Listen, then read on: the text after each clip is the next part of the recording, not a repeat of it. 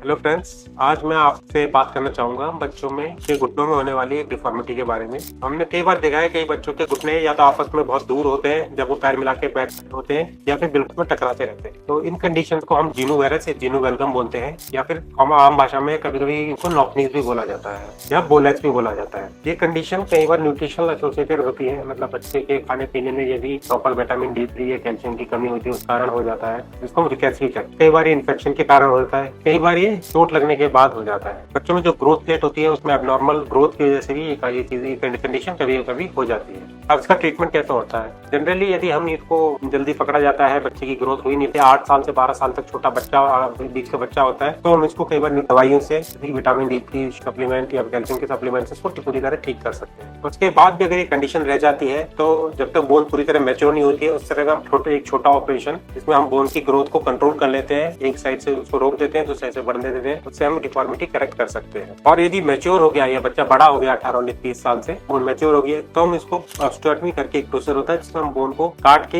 एक सीधी लाइन में लाके करेक्ट कर सकते हैं। जब ये इस प्रोसीजर के बाद पूरी हीलिंग के बाद बच्चा एक बिल्कुल एक नॉर्मल लाइफ जी सकता है और अपनी सारी एक्टिविटीज नॉर्मली कर सकता है। अगर आपकी जानकारी में कोई ऐसा बच्चा है तो जरूर हमसे आकर मिले, हम इस पर आपको समाधान दे सकते हैं।